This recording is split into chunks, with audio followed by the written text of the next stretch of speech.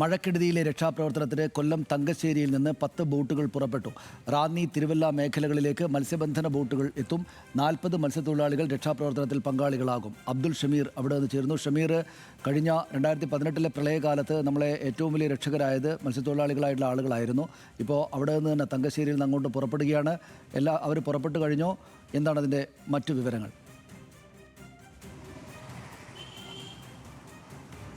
സനീഷ് നേരത്തെ പറഞ്ഞതുപോലെ തന്നെ കഴിഞ്ഞ പ്രളയകാലത്ത് ഏറ്റവും വലിയ രക്ഷകരായത് കൊല്ലത്തെ മത്സ്യത്തൊഴിലാളികൾ തന്നെയാണ്. ഇത്തവണയും രക്ഷാപ്രവർത്തനത്തിന് അവർ തന്നെ മുന്നിട്ടിറങ്ങുകയാണ്. കഴിഞ്ഞ ദിവസം രണ്ടോ മൂന്നോ ബോട്ടുകൾ മാത്രമാണ് കൊല്ലത്ത് നിന്ന് വിളിച്ചിട്ടുണ്ടായിരുന്നത്. പക്ഷേ അതിലൊരു ഏകോപനക്കുറവ് ഉണ്ടായിരുന്നത് കാരണം മന്ത്രി ബിന്ദു കൃഷ്ണയെ ജില്ലയിലേക്ക് അയച്ച ഇപ്പോൾ ഒരു ഏകോപനത്തിലേക്ക് എത്തി. 10 ബോട്ടുകൾ ആദ്യഘട്ടത്തിലേക്ക് കയറ്റി ഇവിടെ നിന്നും പുറപ്പെട്ടു കഴിഞ്ഞു. ഏതാണ്ട് 1 മണിക്കൂറിനുള്ളിൽ തന്നെ പത്തനംതിട്ടയിലും അതുപോലെ ആവശ്യമെങ്കിൽ കോട്ടയത്തേക്കുമൊക്കെ ബോട്ടുകൾ എത്തും. ഇനിയും ബോട്ടുകൾ ആവശ്യമുണ്ടെങ്കിൽ പ്രത്യേക കൺട്രോൾ റൂം ഇവിടെ സജ്ജീകരിച്ചിട്ടുണ്ട്. ആവശ്യമുള്ള ബോട്ടുകൾ എത്തിക്കാനുള്ള എല്ലാ ക്രമീകരണങ്ങളും കൊല്ലം തങ്കശ്ശേരി തുറമുഖത്ത് തയ്യാറായി കഴിഞ്ഞിരിക്കുന്നു.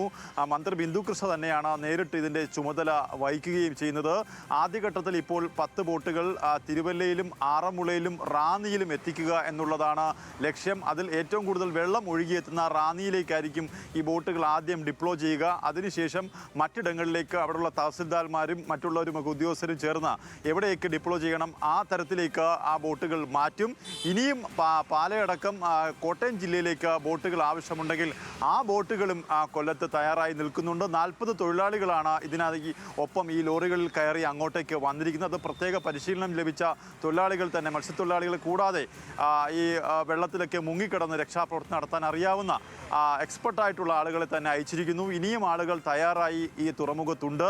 ആവശ്യമെങ്കിൽ കൂടുതൽ ബോട്ടുകൾ ഇവിടെ നിന്ന് പുറപ്പെടാൻ തയ്യാറാണ്. സനീഷ്, ശരി, നന്ദി ഷമീർ. വിവരങ്ങൾക്ക് കേരളത്തിൻ്റെ സൈന്യം എന്നായിരുന്നു അക്കാലത്ത് കഴിഞ്ഞ പ്രളയത്തിൻ്റെ കാലത്തും വലിയ പ്രളയത്തിൻ്റെ കാലത്ത് അന്നത്തെ മുഖ്യമന്ത്രി പിണറായി വിജയൻ ഈ മത്സ്യത്തൊഴിലാളികളെ വിശേഷിപ്പിച്ചിരുന്നത്.